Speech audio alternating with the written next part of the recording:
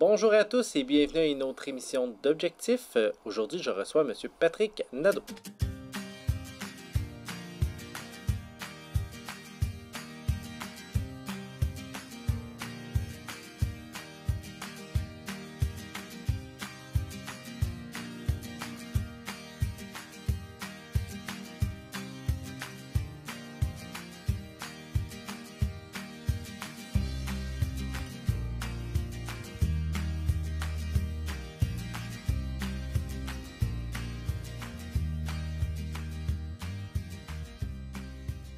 Bonjour Patrick. Bonjour, ça va bien? Ben oui, toi aussi? Oui, très bien. Excellent. Ben merci de venir me parler d'une nouveauté, parce que je pense que pas beaucoup de gens ont eu la chance de goûter à ça, de la réalité virtuelle. Fait qu'on on va en discuter de ce beau projet-là qui te fait vibrer, je pense, grandement depuis plusieurs années. Hein? Exactement. Exact.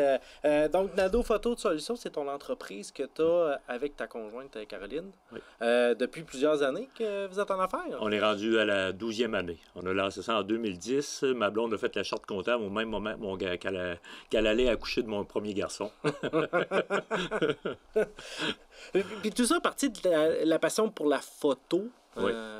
Au début, on était loin encore de parler de réalité virtuelle. Oui, exactement. En fait, même ma passion pour la photo vient du voyage. On va y revenir tantôt. Oui. Qui m'a amené à la passion de la photographie, qui m'a amené à la passion de la photographie 360, à la vidéo 360, pour finalement atterrir sur la réalité virtuelle.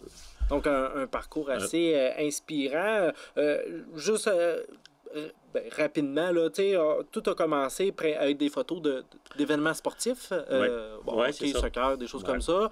Après ça, on est tombé dans l'immobilier essentiellement. Ouais. Après ça, on est tombé, si je m'abuse, dans des visites virtuelles. Là, hein? Puis là, après ça, visites virtuelles, ça a quand même été, ça a été un peu la première révolution, je dirais, là, du 360. Du 360, ouais. tout ça. En fait, tu as bien fait tes recherches. Oui.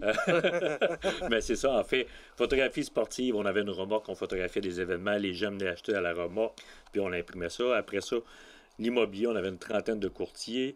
Là, c'était beaucoup d'ouvrages. On a vendu la partie sportive, on a gardé que l'immobilier. Et dans la photographie 360, c'est un peu, pour ceux qui savent un peu moins à quoi ça peut ressembler, en fait, c'est le principe de Google Street, où vraiment on peut tourner, cliquer, puis se déplacer. On a commencé ça avant même Google Street View dans les commerces, pas dans les rues encore. Et après ça, on a commencé à coller des GoPro ensemble pour faire de la vidéo 360. Mais à ce moment-là, les casques de réalité virtuelle n'étaient pas encore sur le marché. Il y en avait quelques-uns, mais c'était vraiment pas démocratisé. Puis après ça, les casques ont commencé à arriver, mais il fallait brancher ça à un ordinateur avec une carte graphique. L'ordinateur valait pratiquement 4 000 $, le casque 1 500. Fait que c'était vraiment pas une majorité de monde qui avait accès à ça. Et là, plus ça va, les derniers casques, comme on peut voir ici, que vous allez voir tout à l'heure, c'est Facebook qui démocratise ça et où maintenant on paye 450 $. Ça fait que ça permet maintenant de viser un plus grand marché. Puis ça crée une révolution et ça crée du nouveau monde, du nouveau type de contenu aussi. Mais, tu sais, moi, je regarde un peu de où est-ce que vous êtes parti. Puis, tu sais, l'évolution de l'entreprise s'est faite à un rythme normal. Mais je dirais que dans les 5 dernières années, ça a été vitesse grand V. Moi, à la minute que je me rappelle, là, j'étais dans un autre emploi, mais on parlait de visites virtuelles, de lieux historiques, d'entreprises, des choses comme ça. Puis là, il me semble que d'un coup de tonnerre, on s'est ramassé en réalité virtuelle, vidéo 360. Est-ce que vous avez été dépassé par cette augmentation de la technologie-là? Oui, la technologie va vraiment très rapidement. Dépasser, c'est sûr que d'un point de vue technique, quand on est dans la profession, on est vite dépassé là-dedans parce que ça arrive très rapidement. Par contre, si on regarde d'un point de vue grand public, avant que toute cette technologie-là arrive au grand public, il y a quand même un grand écart. Fait que nous, on voit les choses aller rapidement, mais avant que tous les gens aient accès à ça, on est vraiment up-to-date dans toute cette partie-là. Mais pour faire le choix en tant qu'entreprise de dire, j'abandonne la photo sportive pour me concentrer sur l'immobilier. OK, j'abandonne l'immobilier, me concentrer dans les visites virtuelles. J'abandonne les visites virtuelles, me concentrer dans le vidéo 3. c'est quand le moment où tu te dis, bon, OK, la nouvelle technologie, okay, je pense que je vais faire, je vais être capable de faire de l'argent. Tu sais, je vais être capable de vivre de ça, de mon entreprise. Puis, OK, j'abandonne ce secteur d'activité-là pour aller là. Le choix, il se fait quand? Il se fait avec la passion. OK. C'est pas... oui, on voit... c'est sûr qu'il y a toujours une partie où on doit faire de l'argent comme entreprise, mais j'aurais pu rester où j'étais pour en faire. Puis probablement, j'en aurais fait autant, honnêtement. Mais ce qui me guide, c'est la passion. Puis quand j'ai l'impression d'avoir fait le tour de quelque chose, ben, je saute à l'étape suivante. Puis comme plusieurs entrepreneurs, ben, c'est ce qui nous maintient en vie. Puis... mais c'est ça. Puis il y a des choses aussi dans l'événement sportif. Au départ, ben, c'était tous les week-ends. C'était des gros week-ends. On a eu 1, 2, 3 enfants. Quand on a racheté l'immobilier, ben, on travaillait toute la semaine. Ça devenait trop aussi. Fait qu'il a fallu faire des choix. Le moment où on a fait la transition entre l'immobilier et la réalité virtuelle, ben, c'est pas compliqué, c'est avant la COVID. On a commencé à avoir des contrats intéressants, entre autres avec Air Transat, où on devait filmer des hôtels tout inclus au Mexique. Mais on a toujours, quand je dis on, c'est moi et ma conjointe, on a toujours été, Caroline Hamel, on a toujours été passionnés d'aventure. Puis, jusqu'à tout récemment, on faisait l'école à nos enfants, nos 3 enfants, parce qu'on aime tellement voyager qu'on ne voulait pas avoir de frein. On voulait, quand on veut partir, on passe 6 mois, on va faire l'Ouest américain, on voyage. Et ben, l'immobilier, ben, il faut y répondre rapidement. C'est à l'intérieur d'une semaine que les agents doivent mettre les images. Puis, à un moment donné, ben, nous, on voulait revenir à ces valeurs-là de voyage. Fait qu'on a dit, ben, on va se concentrer sur la réalité virtuelle et le voyage. Puis, on doit délaisser pour ça l'immobilier. Et à ce moment-là, j'avais des employés. J'ai dû les remercier, mais je leur ai donné l'immobilier. Fait qu'ils ne sont pas partis, les mains vides. Ils continuent leur business. Puis, nous, ben, on se concentre sur cette partie-là. Puis, bon, tu parlais tantôt, il est arrivé l'opportunité, finalement, de la visite virtuelle, là, vidéo 360, photo 360, en premier lieu, je pense, avec Air Transat. Oui, ben on a fait plein de petits contrats. On faisait beaucoup de terrain de camping pour ce qui est de la photographie 360. On a fait d'autres contrats avec l'industrie. Mais là où on pouvait se permettre de voyager puis gagner des sous, ça a commencé avec Air Transat. Et ben ça, on recule il y a 2 ans avant la pandémie. Ouais. Puis l'avantage d'Air Transat, est-ce que c'était pour répondre à un besoin ou pour offrir encore plus à leur clientèle?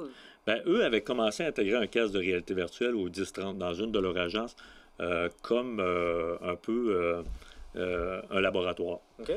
Et ben, en fait, il manquait de contenu un petit peu. Puis on connaissait quelques gens un petit peu près de eux. On a monté jusqu'en haut. Ils nous ont contactés. On s'est croisés. Puis la vie a fait qu'on a travaillé ensemble. Mais on était au Mexique, à Cancun, quand le COVID est arrivé. Et on a dû rebrousser le chemin. On a dû rembarquer toute la famille dans le camion, repartir de Cancun à revenir jusqu'ici avec notre camion. Et bien, puis là, après ça, l'industrie du voyage a été plus en mode survie que mode développement. Mais nous, on voulait continuer de voyager. On voulait continuer de faire ça. Voyant tout ça, bien, on a dû se réinventer. Et l'été dernier, ben là, on a vu que les provinces réouvraient. On pouvait voyager à travers les provinces. On s'est dit, OK, on repart, on s'en va dans l'Ouest canadien. On va filmer les Rocheuses canadiennes pendant 2 mois de temps. Et on revient avec une expérience pour le grand public, les écoles, les foyers de personnes âgées, les CHSLD. Fait que, on est rendu là. Et ce qu'on a fait, c'est beau filmer. Le défi pour nous, c'est souvent de rejoindre le public. Donc, on a fait l'achat de 30 casques de réalité virtuelle et on a développé un peu, on a travaillé pour trouver les bonnes technologies où, d'un simple clic sur une tablette, sur un iPad, par exemple, ben, on peut déclencher les 30 casques de réalité virtuelle en même temps et on amène 30 personnes à se téléporter dans les Rocheuses canadiennes. Et là, on peut vraiment voir la réalité virtuelle, la vidéo 360 en fait, c'est que ça permet de voir partout autour de nous comme si on était téléporté sur les lieux. C'est pas seulement en 360, mais c'est aussi en 3 dimensions. Donc, on a une compréhension de l'espace. Puis, c'est comme si tu l'as utilisé tantôt, on était téléporté sur l'endroit en une fraction de seconde. Oui, c'est le sentiment qui se rapproche le plus, le terme qui se rapproche le plus, la téléportation. On n'est pas loin de là. On n'est pas loin de là. On s'en vient là avec la technologie. Tu disais 30 casques, le but c'est de rendre accessible finalement ces lieux-là. Puis pourquoi les rendre accessibles? Ben, en fait, on ne remplacera jamais le voyage, selon moi, avec la réalité virtuelle. Je pense qu'il n'y a rien de mieux que se déplacer sur un lieu pour explorer un endroit. Par contre, ça peut vraiment donner le goût. Et on dit pourquoi le rendre accessible? Ben, beaucoup de gens ont entendu parler de la réalité virtuelle, mais ils ne l'ont jamais expérimenté. Puis, ça prend une première dans tout ça. Fait qu'on est un petit peu là pour ça. Mais il y a aussi le fait, on peut rendre accessible le voyage à des gens qui ne peuvent plus se déplacer, soit pour des raisons financières, ça peut être des raisons physiques aussi, ça peut être l'âge. Hein? C'est pas n'importe qui est capable de monter une montagne jusqu'au glacier. Fait que ces vidéos-là, on commence à être distribuées dans plusieurs CHSLD, à travers une centaine d'hôpitaux en France, en Europe. On a des partenaires là-bas aussi. Et dans les CHSLD, tout ça, on sait que le confinement, mais même sans le confinement, c'est assez restrictif. Et de mettre un casque, on a vu tellement de beaux résultats. On a vu des gens aux larmes, des personnes âgées aux larmes. On a vu des gens Alzheimer qui avaient travaillé sur les mines, qu'on leur a fait expérimenter les mines, et revenir avec une précision dans leurs souvenirs. Ça éveille les sens. Donc, on a de super beaux résultats. Puis dans les écoles, le côté éducatif, on adapte nos expériences. C'est-à-dire que dans les écoles, là, on va adapter selon le programme scolaire. Fait que on peut, en mettant le casque, on peut comprendre un couloir d'avalanche. On a même des expériences où on visite des parcs nationaux où on découvre des ossements de dinosaures. On comprend c'est quoi un feu de forêt, parce qu'on a filmé à des endroits où il y a eu des feux de forêt. Il y a beaucoup, beaucoup de matériel, puis il va y avoir d'autres expériences dans le futur aussi. Puis, j'ai envie de te poser une question qui est la complexité des tournages. Là, bon, là, on a parlé Ouest canadien, mais finalement, c'était limité, là, tout ce que vous pouvez filmer. Mais il doit y avoir une complexité, là, parce que, bon, tu as la caméra 360 là, qui est là, mais ça doit pas être simple à... Il faut que tu choisisses la bonne journée en partant. Oui, il y a des défis là, dans la caméra, dans la vidéo 360. En fait, ce qu'on a, c'est qu'on a des lentilles tout le tour. Et on a 6 lentilles dans le cas de cette caméra-là. Et ça filme partout en même temps. On ne peut pas prendre une lentille, filmer d'un bord, filmer de l'autre après. Il faut vraiment que ça filme partout simultanément. Et la lentille, en fait, c'est l'équivalent de l'œil gauche et de l'œil droit. On a l'œil gauche, l'œil droit. C'est ce qui va créer le 3D, l'effet 3 dimensions. Et on a des défis. On ne peut pas filmer quand il pleut. On n'a pas de protège-lentille là-dessus. Il faut que je me cache à chaque fois. Oui, parce que visiblement, si on filme en 360, tu ne peux pas te cacher. Non, c'est ça. Ça voit partout. Ça voit partout. Je ne peux pas utiliser des éclairages. Parce qu'on va voir les équipements d'éclairage. On voit tout. On voit partout dans ce sens-là, mais on voit 180 degrés aussi de haut en bas. Donc, difficile de cacher les choses, à moins qu'on le fasse en post-production, mais ça peut être compliqué aussi. Donc, il y a des façons de tourner. Et des choses qui sont importantes aussi, c'est qu'on ne peut pas déplacer vraiment la caméra durant le tournage parce que ça va donner mal au cœur aux gens. Ce qui arrive, c'est que quand on porte un casque de réalité virtuelle sur la tête et qu'il y a un déplacement, que l'horizon bouge trop ou que j'ai une accélération, une décélération soudaine, c'est le mal de cœur assuré. Parce que le cerveau fait des mauvais calculs, il se demande pourquoi j'avance quand mes 2 pieds restent fixes. Là, c'est comme je comparais ça au mal des transports. C'est la même chose qui va se produire et vous allez faire une expérience, vous allez avoir mal au cœur pour presque le reste de la journée. Donc pour nous, il y a des choses comme ça qu'on doit faire très attention. Puis on a aussi d'autres caméras plus petites qu'on va bien attacher sous un drone et quand on met le casque, on a l'impression de voler dans les airs. Fait que ça donne le même sentiment que d'être un oiseau. Fait que ça donne une belle expérience. Et on fait toujours faire ça aux gens assis. Ouais, parce que sinon, il peut y avoir une perte d'équilibre. Il faut se parler, il faut dire je suis assis, je suis correct. Oui, c'est ça. Puis, c'est parce que pour l'avoir essayé en préparation de l'entrevue, on perd le contact avec tout l'environnement extérieur, là, parce que le casque fait en sorte que c'est très hermétique.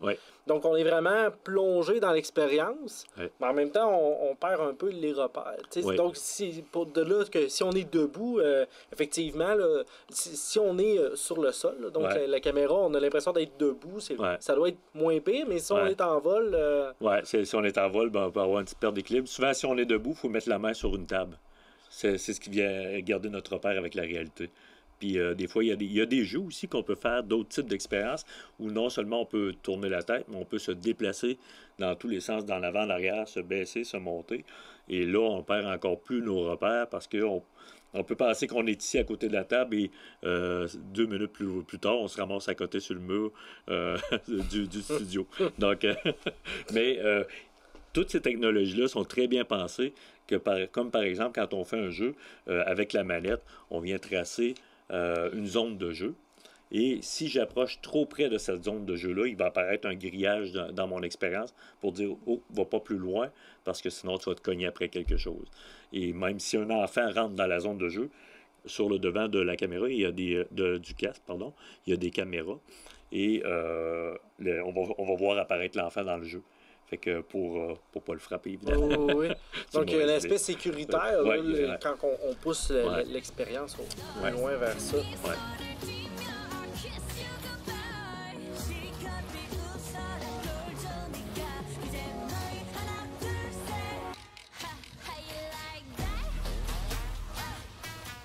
Puis, Patrick, on a aussi une opportunité avec le tremplin, donc pour visualiser les métiers là, qui sont plus physiques. Ben, en fait, ça, c'est une bonne application, entre autres, de la réalité virtuelle. On travaille présentement un projet avec le tremplin. On a déjà filmé plusieurs programmes et on est en cours de filmer les autres. En fait, ce qu'on fait, c'est qu'on est capable de filmer à quoi ressemble le métier d'un soudeur, à quoi ressemble la formation, à titre d'exemple. Ben, on va filmer les locaux, on va voir les étudiants se mettre à l'œuvre dans leur formation. Et quand on met... Et par la suite, on va aller filmer une partie en industrie. Comme le métier de soudeur, ben, on est allé filmer chez Canatal. Fait qu'on voit comment ça se passe aussi en industrie. Fait que pour le futur étudiant, ben, c'est intéressant parce que ça devient très tangible. Et il va mettre le casque sur la tête, il va choisir le métier qui l'intéresse, il va regarder ça, puis il va dire « Ah, c'est ça le travail d'un soudeur. Ça ressemble à ça, les conditions de travail, l'environnement de travail. » Donc, on a fait ça pour les infirmières, on a fait ça pour... on va le faire pour dessin de bâtiment, esthétique, toutes ces choses-là, c'est toutes des possibilités. Puis, si on reste dans le milieu scolaire, on remonte juste à l'année passée, ça faisait 2 ans à la polyvalente de Disraeli que les jeunes n'avaient pas pu faire leur spectacle de cirque. Puis c'est quand même quelque chose d'important pour ces jeunes-là parce qu'ils se pratiquent pendant une année de temps pour finalement arriver avec le COVID puis de ne pas pouvoir réaliser leur spectacle. Mais avec la polyvalente de Disraeli, avec les enseignants là-bas du cirque, ben on a travaillé, on est allé filmer le spectacle de cirque des jeunes. Et on a créé une expérience en réalité immersive. Et ensuite de ça, on est allé offrir ça dans les écoles primaires. En l'espace de 2 heures et demie, on a eu 14 écoles primaires, 14 classes qui se sont intéressées. On a pris les 30 casques. On est allé dans les écoles primaires montrer le spectacle de cirque des jeunes. Puis ça a vraiment créé l'effet wow. Puis ça a permis aux jeunes à la polyvalente de Disraeli de pouvoir montrer leur spectacle de cirque. Donc on a fait plusieurs heureux. Et c'est bien parce que le spectacle n'est pas mort, il peut perdurer en vidéo. Et les jeunes, quand ils mettent le casque, ben, ils sont sur la scène avec les artistes, sont vraiment, plus qu'en premier rang, ils sont vraiment sur la scène avec eux. Ils ont vraiment un sentiment de proximité. Là. Puis souvent, des fois, quand on regarde un spectacle, des fois, on peut être loin de la scène, l'angle n'est pas bon, tandis que là, ben, meilleure place garantie. On peut pas être plus proche. On peut, puis il y a tellement de possibilités. On peut être, et ce qui s'en vient, là, ça prend le 5G, ça prend de l'Internet plus rapide parce que c'est quand même de la haute résolution, ces caméras-là, pour pouvoir voir partout en même temps. C'est qu'on peut filmer un spectacle en direct, mettre la caméra et vendre la première place autant de fois qu'on veut. Je pourrais mettre la caméra sur la scène durant un spectacle. N'importe qui est chez lui qui a un casque, met le casque sur la tête, puis il va être avec les artistes sur la scène. Alors, il va vraiment avoir l'impression d'être là. C'est... les possibilités sont immenses. Je dois vous avouer que j'ai passé des nuits à ne pas dormir, à voir toutes les possibilités de ça. Mais c'est passionnant. J'ai pas de doute. Mais au Québec, ben, je vais dire au Québec, ben, tu vas comprendre ma question. Y a-tu beaucoup d'offres dans ce sens-là? Pas beaucoup. J'ai envie de dire que il n'y a pas longtemps, j'avais quasiment suffisamment de doigts au bout de la main pour compter ceux qui étaient capables d'en offrir. Mais évidemment, ce qui change la donne tranquillement, et ça va augmenter avec le temps, c'est la démocratisation des casques. Plus on va démocratiser les casques, plus on va rejoindre un public, plus l'offre va arriver. Et puis, c'est sûr que c'est juste une question de temps. Parce que, entre autres, Meta, qui est anciennement Facebook, là, qui est nouvellement anciennement Facebook, ben, le fait qu'ils s'investissent beaucoup là-dedans, pour les bonnes et moins bonnes raisons, Facebook est reconnu pour des bonnes et moins bonnes raisons, mais on ne peut pas enlever le fait que c'est eux qui démocratisent tout ça. Donc, c'est sûr que les technologies vont suivre, vont augmenter, puis... Mais d'ici là, moi, je suis sûr qu'ils vont sortir un nouveau produit qui va t'amener une nouvelle idée pour développer ça. Ah, c'est sans arrêt, c'est la technologie. Hein. C'est sûr. En fait, il existe la réalité virtuelle. La réalité virtuelle, c'est je mets le casque puis je suis complètement téléporté ailleurs. Ouais. Mais il existe aussi la réalité augmentée qui est, on met une lunette un peu comme que tu as dans le visage, mais on superpose à ça de l'information numérique. C'est-à-dire que je vais être chez moi, et au lieu d'avoir un vrai téléviseur sur le mur, je vais avoir un faux téléviseur numérique. La lunette est capable de reconnaître. Et ce que je vous dis là, c'est déjà des choses qui existent. C'est pas dans le futur, on peut déjà se les procurer. On peut regarder un mur, puis il va y avoir la TV fictive sur le mur. On peut refaire une décoration. Même que le Cirque du Soleil travaille sur des concepts comme ça, où on va intégrer dans la salle de spectacle des éléments fictifs à la réalité. Et en industrie, là, présentement, c'est plus les grandes industries qui ont plus les moyens, si on veut. On peut mettre la lunette et on va regarder la machine. Si je dois faire une réparation sur la machine, je vais tout voir apparaître au fur et à mesure c'est quoi je dois faire pour régler les problèmes. Puis quelqu'un à distance peut m'aider, puis je vais le voir dans ma lunette aussi. Là. Fait que il y a la réalité. Ce qu'on va voir, en fait, c'est que le casque va rapetisser et il risque d'intégrer, selon moi, la réalité virtuelle et la réalité augmentée dans la même lunette. Fait qu'on il va y avoir de plus en plus d'applications. Puis la technologie, c'est comme dans tout. Hein, nos ordinateurs ont énormément rapetissé avec le temps. Fait que ça va être la même chose qui va se passer avec la lunette. Ouais. Puis, il va y avoir un maximum qu'on va être capable d'aller chercher, ou étant donné que la technologie, tu sais, les résolutions augmentent toujours, la qualité de l'immersion est toujours... On va avoir on va atteindre un pic un jour? En fait, c'est sûr que les caméras, déjà les caméras, celles que vous voyez là, ça filme 8K par 8K, ce qui est quand même très lourd. C'est pas tous les ordinateurs qui sont capables de faire fonctionner des fichiers lourds comme ça. Mais il existe des nouvelles caméras que vous allez acheter 25 000 $. Une caméra comme ça vaut peut-être 8 000 $. Mais il y a des nouvelles caméras qui sont sorties qui filment 11K par 11K. C'est tellement énorme, en fait, qu'il n'y a pas de casque encore vraiment capable de les faire runner à pleine capacité. Mais ça va venir, la résolution dans les écrans va augmenter parce qu'ils n'atteignent pas encore l'équivalent de l'œil. Mais à un moment donné, quand ça va atteindre l'équivalent de l'œil, ça risque peut-être de se limiter, mais... si ça se limite, c'est juste mon imagination. Parce que c'est sûr que la technologie, ça nous amène toujours plus loin qu'on parle. On va sûrement trouver une façon de se déplacer encore une fois. Mais il y a aussi, on peut se mettre des vestes sur le corps. Et si je joue un jeu, je peux recevoir une balle, puis je vais sentir le point de pression avec la veste. Ça existe déjà. On peut même acheter des cartouches sous le casque pour avoir des odeurs. Fait que si je mets une expérience, je suis sur le bord de la mer, bien, je vais sentir l'air salin. Fait que on parle de 5D finalement. Là. On n'est plus juste dans le 360 3D, c'est du 5D parce qu'on va toucher d'autres sens. Et ils sortent même des gants où si dans le jeu j'appuie sur une fausse table, ben ça vient faire de la pression sur mes doigts.